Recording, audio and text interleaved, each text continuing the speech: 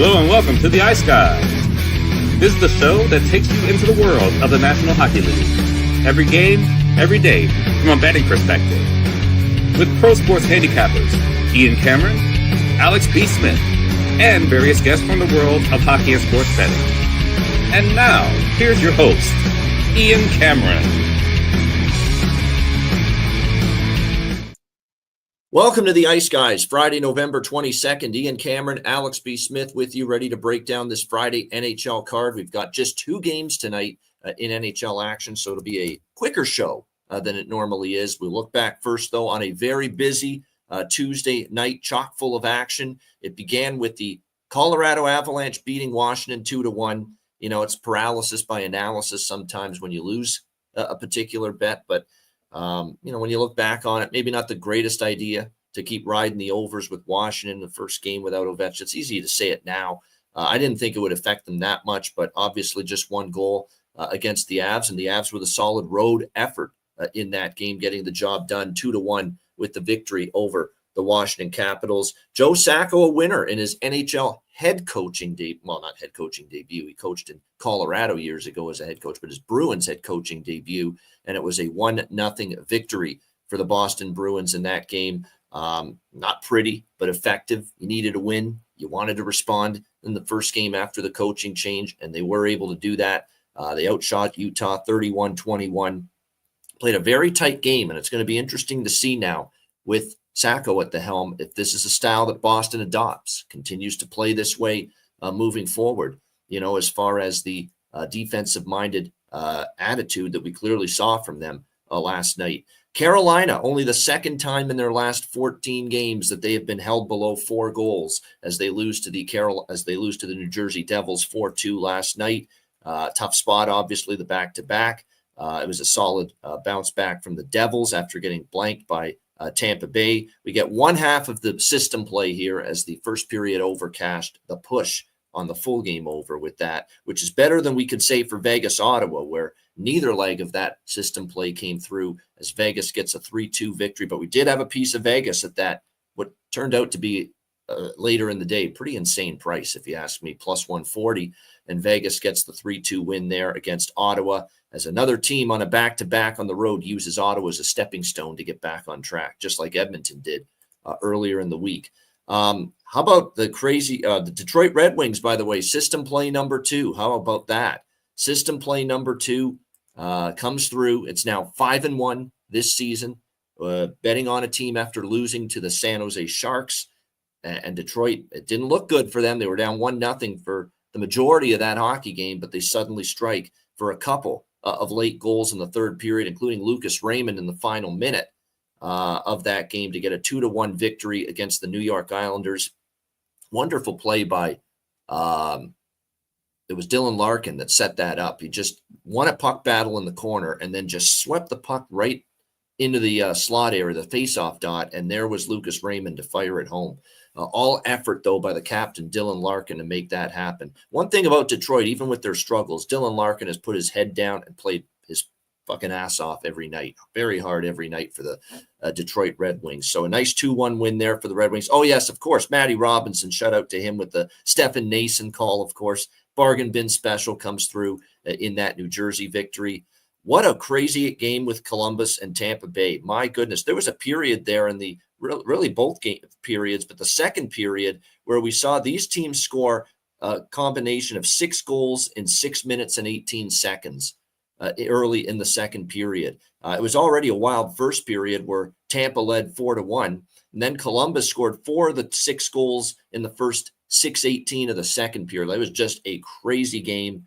It ended up being just an absolute shootout back and forth. Not at all surprising, given Columbus is capable of putting the puck in the net, and they've been struggling still defensively and in goal. And then, of course, Jonas Johansson, as expected, got the start. Remember, we hinted at that all day yesterday on the show, that this late, and we hadn't seen a confirmation yet for Vasilevsky being in, it kind of was a dead giveaway that we were going to see Johansson in net, and it just ended up being an absolute offensive onslaught last night.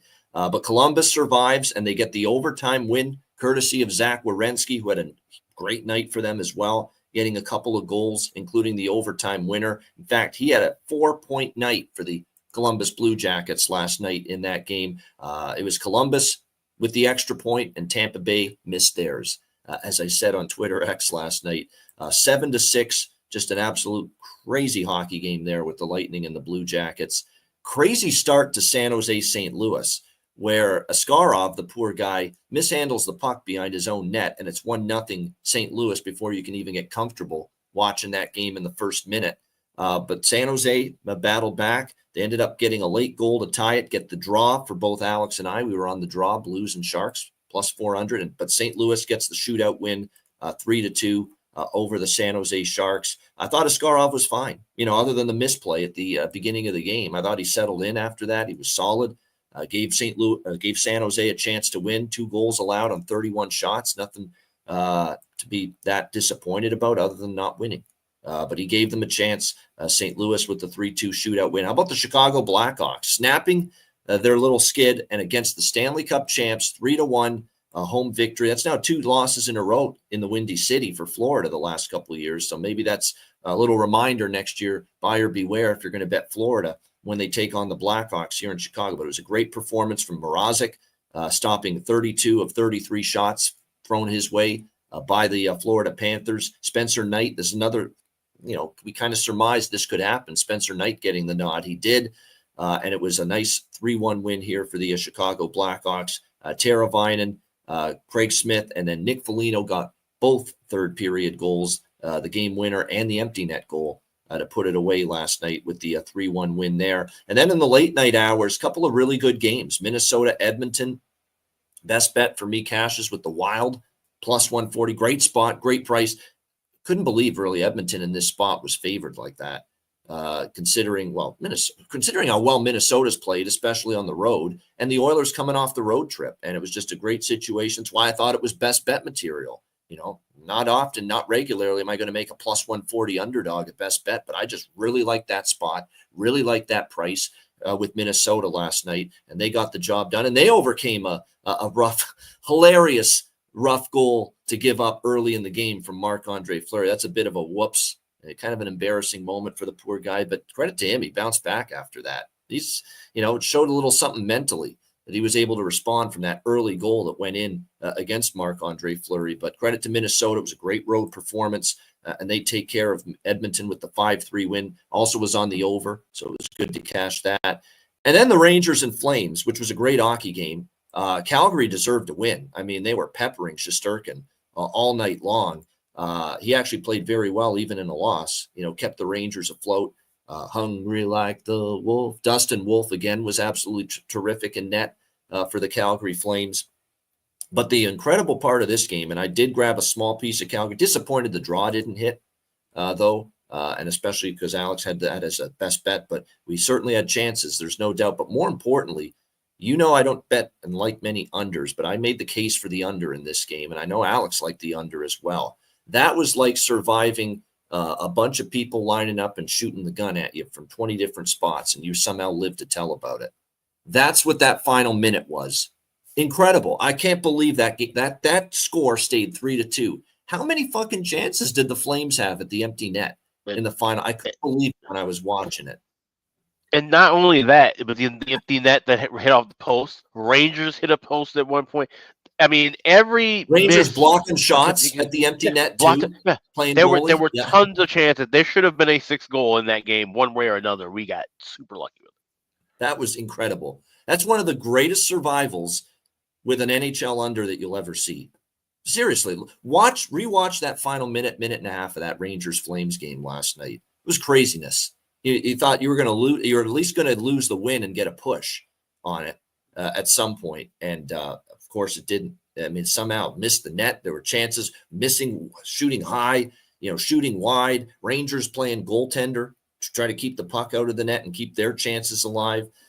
Just incredible. Like they had literally 6 to 8, maybe even 10 chances at the empty net in the final minute or so. Just absolutely crazy that game stayed under the total. But thankfully for us, it did. Alex, any more thoughts from you on what we saw last night? Yeah, I mean, we can work back, starting with that game. Dustin Wolf outdueled Igor Shesterkin. That's the headline of that Flames game. I mean, like I said, the save that he made late in the contest when the Rangers were knocking down the door. But let's talk about even the beginning of that game. Calgary looked like, and even into the second period, and I tweeted it out. I said the Calgary and the Rangers swapped uniforms because it looked like Calgary was a team that had this high-powered offense, was pressing and forechecking, and the puck was in the attacking zone the entire time, and large chunks of the end of the first into the second period. So give the Flames credit; they played an A game all over the board, in my opinion, to beat a quality team in the Rangers, and that's scary now because this is a team that's growing confidence. They're not getting any better. It's not like the skills are getting any better unless they make some moves and some deals. But the confidence that they have in themselves now as a young group, and the confidence of a Dustin Wolf, and if you can have a hot goalie who can carry you, and we know based on the numbers we saw of him in Calgary and Stockton in the AHL, this is a guy that can get on some hot runs and carry a team. Before you know it, all of a sudden he's won 7 of his last 8 starts, 8 of his last 10 starts, and now we're talking about the Flames being in that wild card seat. So, we got to give the Flames a little respect, and that's credit to Dustin Wolf, but it's also credit to this team just playing inspired hockey and rising up to the level of a top team, where we sometimes talk about top teams playing down, or even just middle of the road teams not getting up for quality opposition. Utah and Boston at the beginning of the night was a game that was very frustrating because the pace was there early for the first period over. The pace was there for Boston if you liked them to score, first period puck line, everything that we liked in that first period, thinking of the coach bump. The pace was there, but Utah was making saves. Utah was playing good defense. And then when Utah had their chances, they really weren't quality chances.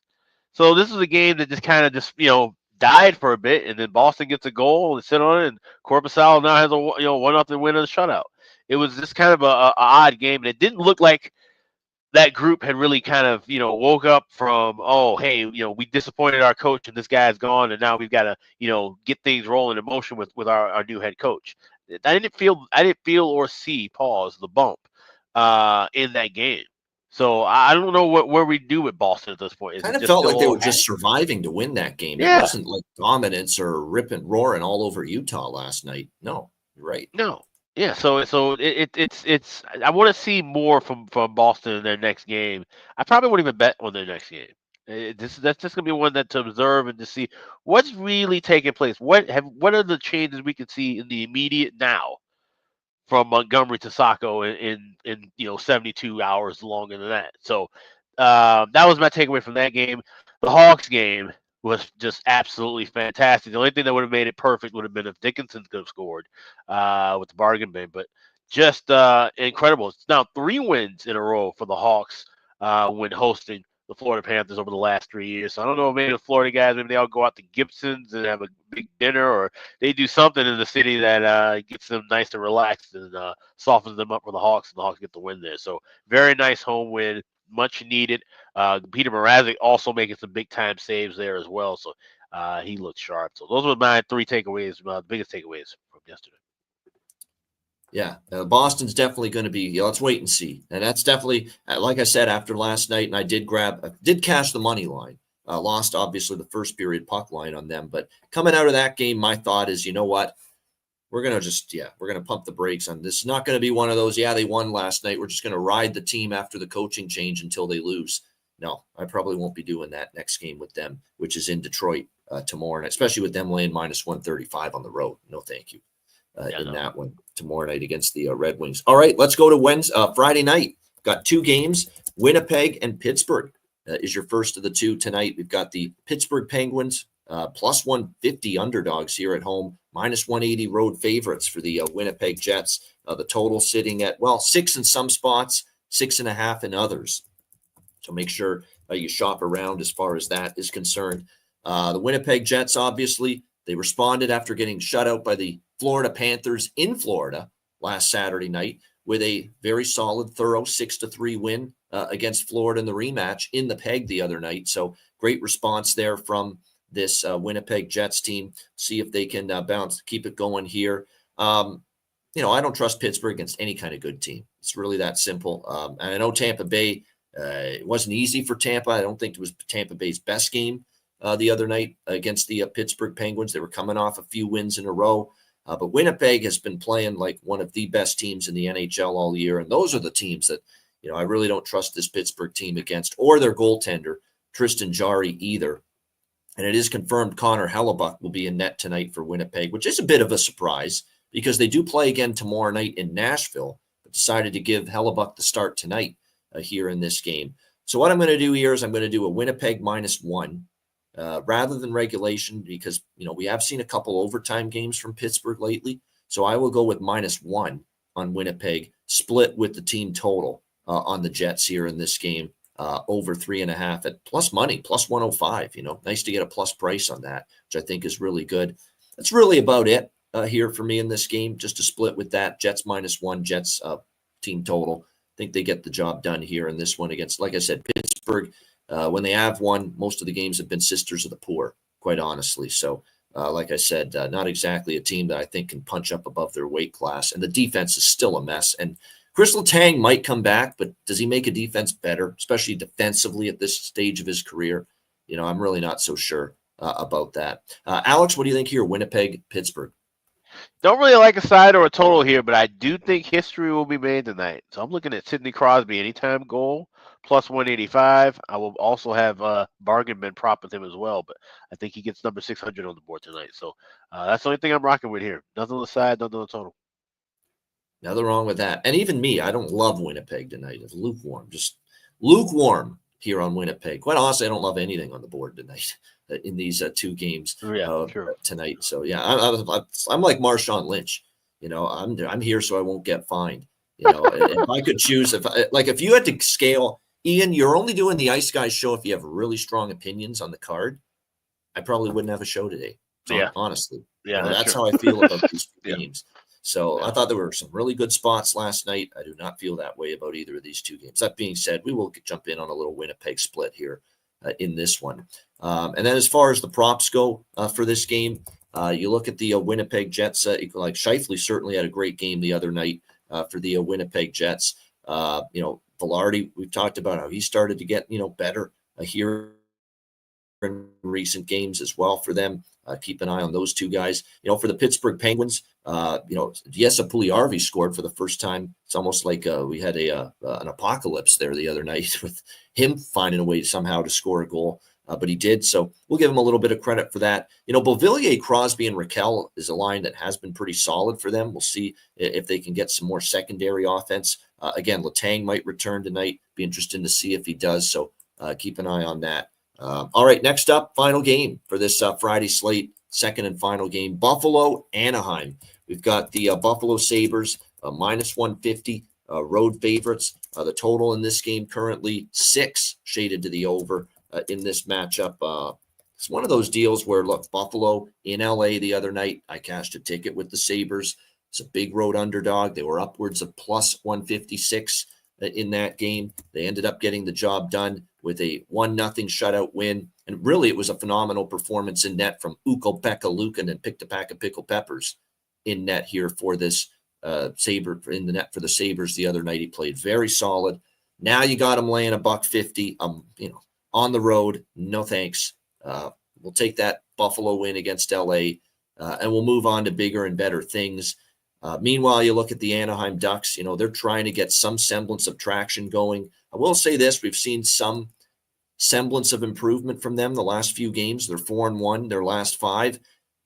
Columbus, Detroit, Chicago, Dallas. Dallas was a quality win. Definitely give them that. Coming back from the 2-game road trip, we'll see how they fare here tonight in this particular spot. But like I said, they weren't on the road very long, just those back-to-back nights, Monday, Tuesday in Dallas and Chicago. Now they're back home. Series history last year, these teams played twice. Anaheim actually took both meetings, 4-2 and 4-3. Serious over series history between these two teams. 4 straight overs and, 7-3, 6-3, 4-2, 4-3. That being said, if we get Dostal and Ukko-Pekka Luukkonen here tonight as your starting goaltenders, and it looks like we're not going to get Dostal from the looks of things for Anaheim, where it's John Gibson confirmed in net for the Ducks tonight, although UPL is projected at the moment right here for this Sabres team tonight. If it was UPL versus Dostal, that would have taken me off the over. I guess I kind of lean that way now with Gibson and net, but Buffalo really made a concerted effort to play a pretty stingy, pretty airtight team defensive game. And from the quotes I'm reading from Lindy and some of the players, that's kind of the way they want to keep playing. So I'm probably going to pass on this total when it's all said and done, even with Gibson and net. Can't lay minus 150 with Buffalo on the road. That has me leaning Anaheim +1. I mean, they're 4-1 their last 5 games, but I don't think I love this spot enough coming off the road to bet it. So we'll give you a lean to Anaheim. And what I think I will bet is the draw. I could see this being an overtime game as well. If you actually look here, Buffalo, 2 of their last 5 games have gone past regulation. You look at the games last year, there was a 4-2 game with an empty netter, I believe, to clinch the game, and then there was a 4-3 game as well. I could see potential here for overtime. So lean Anaheim, may not bet it. The draw just for a couple of bucks, may sprinkle on that, because I do think this is a pretty close, tight, competitive game. Alex, what do you think here, Buffalo, Anaheim? Yeah, these Anaheim Friday games kind of tend to start slow. I know I've been there times where I bet first period overs or bet full game overs, and yeah, they just kind of start off pretty dull. So this is one where I probably will have a little bit of the draw in pocket, and maybe we'll try to look for some things in game. But he said not a great matchup in my book. So if I had to play anything, it would be draw. Otherwise, it would be a pass. Yeah, I hate to be this blunt about it. This is not this is not an appealing 2-game card. It's the worst card of the season so far. Yeah. Well, yeah. I mean, sometimes we get a 2-game card and it's brilliant. There's great bets and great opportunities, and this ain't it. This ain't it. This ain't it. Like I said, we'll have maybe a little recreational action on the draw, because I do think it's going to be pretty close this game, but nothing that maybe I'm not even feeling that strong about that. Even the Winnipeg bets, like I like Winnipeg, but I don't love them in this particular spot with playing Nashville on tap and Pittsburgh. Pittsburgh could get thumped, but Pittsburgh against Tampa took them in overtime. You could see that too. So it's just one of those games. It's just one of those days. You can only have 2 games, and neither one's that appealing. That being said, this Buffalo-Anaheim game, there are a couple of props that I do like. I still think Rasmus Dahlin is worth a look. He had been scoring a bunch going into the LA game. I say Zach Benson again continues to be worth a look on the goal prop scene, playing on that second line. He's been terrific for the Sabres. For Anaheim, Cutter Gauthier is starting to find the back of the net some of these recent games. Leo Carlsson is heating up a little bit for the Anaheim Ducks as well.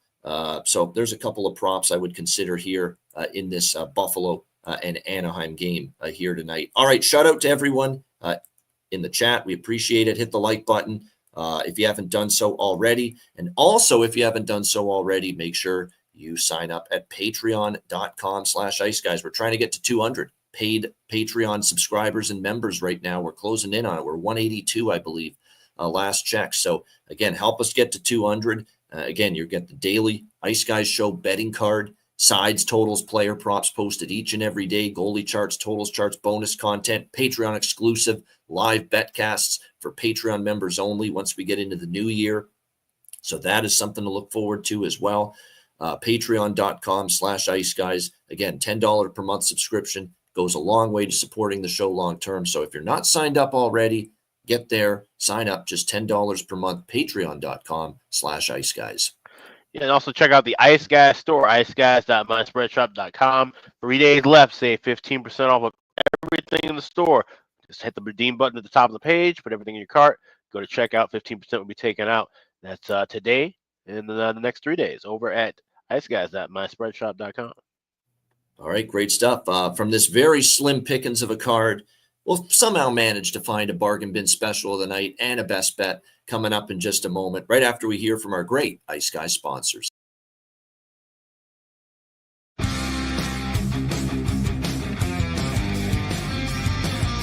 Support for the Ice Guys podcast is provided by Boston Hemp Incorporated, Manscaped, Power Play Sportsbook, Raise Your Game, Tailgaters Social, and a big thank you to all that subscribe to the Ice Guys Patreon page.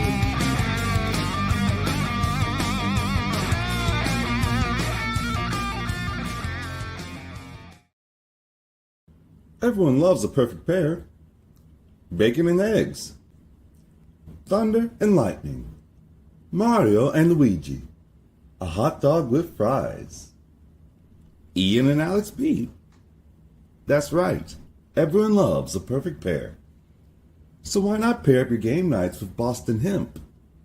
From exotic flower to concentrates and edible products. You'd be hard-pressed to find a better pairing than Boston Hemp and hockey. Check them out today at bostonhempinc.com. That's bostonhempinc.com. Boston Hemp Incorporated, the official smoke sponsor of the Ice Guys. Void where prohibited by law. Not available outside of the United States. Must be 21 or over to obtain products. Check your local regulations to see if Boston Hemp is available in your area. Shout out to everyone in the chat. Shout out to Boston Hemp Inc. as well, our great sponsors. Make sure you check them out. 20% off using the promo code IceGuys at bostonhempinc.com. Rich H, I forgot to mention Zellweger too. He's actually started to score goals, never mind points. So if you really want to get creative there, Zellweger goal prop too in that Buffalo Anaheim game, something to consider. All right, bargain bin special of the night. Of course, it was Matt Robinson pulling us through to one winner last night from the bargain bin with Stefan Nason, which it's just batshit insane and crazy how it happens that way. Matt's on the show. Stefan Nason's playing. Stefan Nason's scoring. And he did that last night for the New Jersey Devils. We'll see what we can find in the bargain bin. Only 2 games to choose from, unfortunately. Alex, what do you like here in the bargain bin tonight? Let's go to the Steel City, Pittsburgh, Pennsylvania. Sidney Crosby makes history. I think he gets the 600th goal. Maybe he takes a shot and gets the first goal of the game. Plus 1,300. Sidney Crosby, first goal tonight for Pittsburgh against Winnipeg. Get the history over and done with. Everybody will get off the bench. Everybody will celebrate. It'll be a standing ovation. Probably about 8 minutes long, 7 minutes long, right? They'll do something 87 themed. That's what they always do. So Sidney Crosby, first goal of the game for the Pittsburgh Penguins, which would be number 600 in his career. Bargain bin special for Friday night.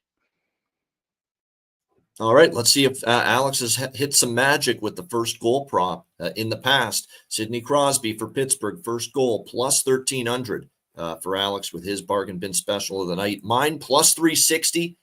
We're going back to, hey, Benson, get me a goal. Zach Benson for the Buffalo Sabres, plus 360.